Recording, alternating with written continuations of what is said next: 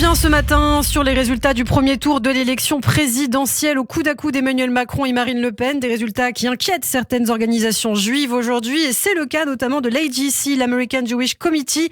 Nous sommes justement ce matin en ligne avec sa directrice Europe, Simone Rodan-Benzaken. Bonjour. Bonjour Ilana. Merci beaucoup d'être avec nous ce matin sur Radio J. Alors retour donc sur ces suffrages, 27,84% des voix pour Emmanuel Macron, 23,15% pour Marine Le Pen. Est-ce que, d'abord une première question, est-ce que ces résultats vous ont surpris ? Est-ce qu'on pouvait s'attendre à ces résultats ?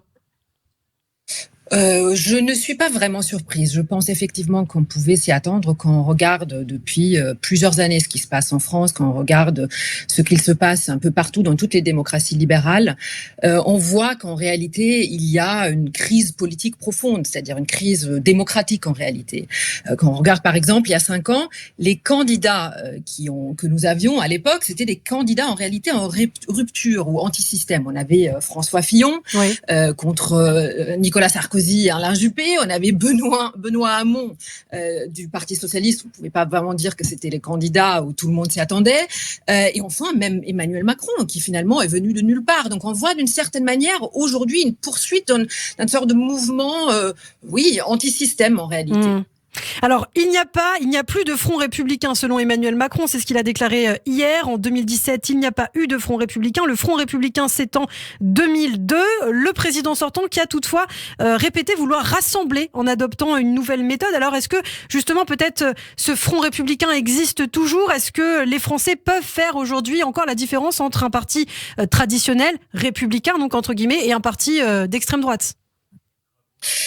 Il faut l'espérer parce que ça veut dire quoi en réalité un front républicain ? Ça veut dire la République qui est finalement le fondement de notre démocratie. Donc il faut l'espérer, il faut espérer que effectivement les Français savent que qu'il y a une différence entre effectivement un parti d'extrême droite qui regarde d'où il vient en réalité et sans confondre pour autant les problèmes que notre pays a, bien évidemment. Il y a une énorme inquiétude, ça il faut pas le nier, une insécurité culturelle, une inquiétude sur l'islamisme, sur l'antisémitisme, même sur la place que la France prend dans le monde, mais il faut pas confondre ce sentiment d'inquiétude et même une volonté, une certaine manière de rupture avec en réalité à quoi cela peut mener. Alors on a entendu Valérie Pécresse, Yannick Jadot, Anne Hidalgo notamment appeler à voter pour Emmanuel Macron. En revanche, pas de consigne de vote réellement explicite de la part de Jean-Luc Mélenchon qui appelle à ne pas donner une seule voix pour Marine Le Pen, mais qui ne dit pas non plus qu'il faut voter Emmanuel Macron. Qu'est-ce que vous pensez de ce comportement ? Est-ce que c'est un jeu dangereux, dirais-je ? Oui, je pense que c'est un jeu dangereux. Après, il faut être clair. Il a été plus clair cette fois-ci que la précédente fois. Il a quand même dit très clairement qu'il ne faut pas voter pour le Rassemblement national et pour Marine Le Pen. Mais malgré tout, je pense que dans cette période-là, il faut essayer d'être le plus clair possible en ce qui concerne le Rassemblement national. Mais d'une certaine manière, c'est pas totalement surprenant. La réalité, effectivement, est que sur un certain nombre de sujets, et notamment économiques et social, le Rassemblement national et la France insoumise se retrouvent parfaitement. Alors on va parler du Rassemblement national dans un instant. Je souhaitais quand même avoir votre opinion aussi sur ce qui se passe du côté d'Éric Zemmour. On en a beaucoup parlé aujourd'hui. 2 associations portent plainte après l'envoi de SMS au nom du candidat à des membres de la communauté juive. La CNIL enquête notamment. Le cas Éric Zemmour divise aussi. On a vu en Israël tous ces suffrages qu'il a remportés. 53,59% des suffrages pour les francophones d'Israël contre 31,72% pour Emmanuel Macron. Qu'est-ce que cette situation vous inspire ? Qu'est-ce que vous pensez du cas Éric Zemmour aujourd'hui ? Je pense que la réalité est que les Français juifs sont aussi divisés que le reste de la société française. La différence, c'est que cela se rapporte plutôt sur Éric Zemmour, parce qu'il est peut-être un personnage au départ plus rassurant, même si on peut se poser des questions, que Marine Le Pen. Mais la réalité est que les Français juifs sont aussi inquiets, voient les mêmes problèmes que le reste reste de la société française. Mais il faut effectivement leur donner la même réponse, c'est-à-dire que on ne peut pas, la radicalité ne peut jamais être une réponse à leurs problèmes. Alors vous avez mentionné Israël, je voudrais juste mettre un tout petit bémol. Il faut savoir que 10% des votants français en Israël ont voté en réalité, c'est-à-dire 90% d'abstention. Donc je ne suis pas sûre à quel point cela est représentatif. Je sais qu'on en a beaucoup parlé, mais je suis pas sûre à quel point c'est représentatif. Cela étant dit, quoi qu'il en soit, je pense qu'il faut regarder le phénomène Éric Zemmour, il faut le regarder en face et il faut être très clair pour que nous-mêmes, c'est-à-dire les Français juifs, on puisse essayer de trouver, c'est notamment la responsabilité des responsables communautaires, essayer aussi de trouver d'autres réponses à leurs problèmes. Le populisme n'est jamais vraiment une solution. La réalité, c'est que il peut soulever des problèmes, mais il ne peut jamais vraiment y donner des réponses. Alors, vous avez dit que l'extrême droite et l'extrême gauche se rassemblaient sur certains points. Justement, je voulais revenir quand même sur le profil de Marine Le Pen.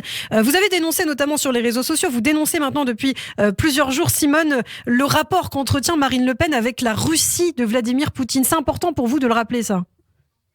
Oui, c'est très important.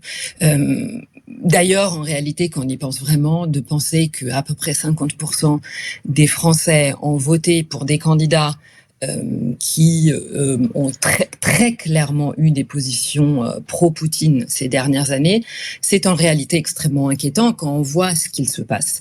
Marine Le Pen a été très clairement un grand soutien à Vladimir Poutine. Elle a dit, elle a répété depuis des années. Elle a bien évidemment pris également. Elle a fait il a été financé par des banques russes. Pour cette fois-ci, elle a été financée par des banques hongroises.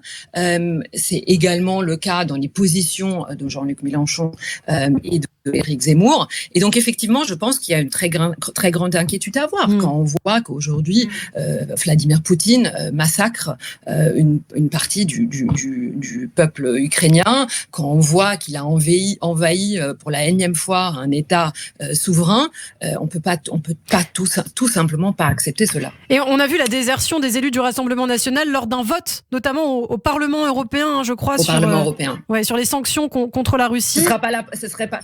Oui, c'était pas la première fois.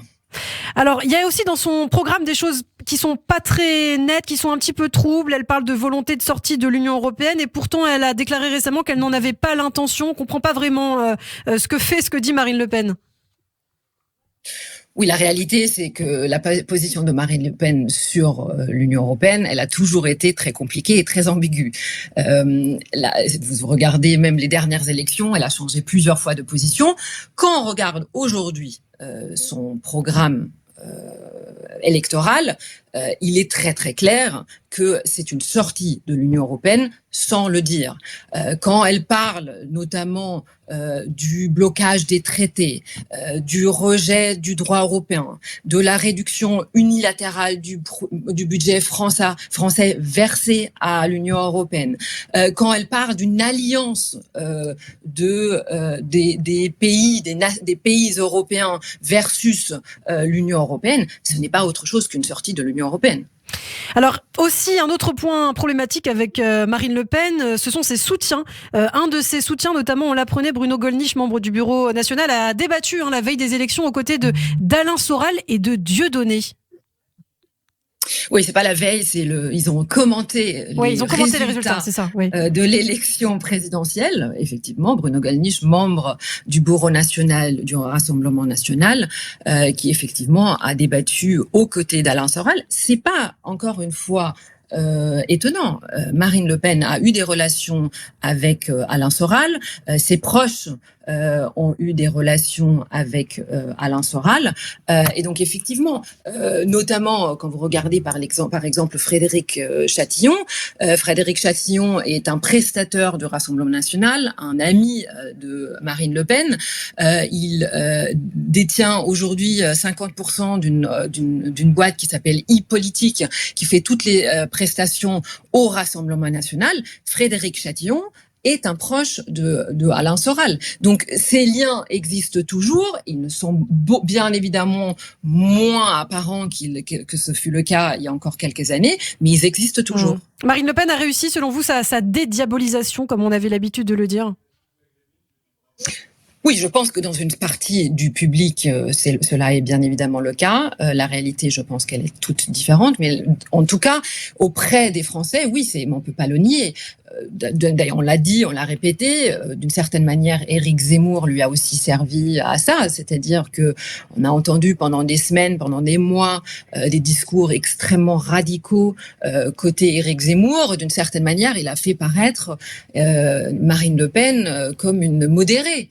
Donc oui, effectivement, cela a marché. Ce qu'il faut maintenant, c'est regarder de manière très précise ce qu'elle dit, et son programme qui continue à rester un programme assez radical. C'est important de le dire. Alors un dernier point peut-être pour conclure, Simone Rodin-Benzaken, concrètement, comment faire bloc aujourd'hui contre l'extrême droite et surtout quelles sont nos perspectives dans 5 ans, puisque même si là Emmanuel Macron, disons, est élu, on ne sait pas ce que nous réserve l'avenir. Est-ce que Emmanuel Macron aura les capacités, s'il est élu dans les 5 prochaines années, de nous unir comme il le souhaite ?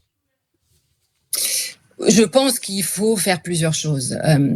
La réalité, c'est qu'on le regarde un peu partout dans le monde occidental, les partis populistes montent parce que les partis traditionnels ont abandonné un certain nombre de questions difficiles.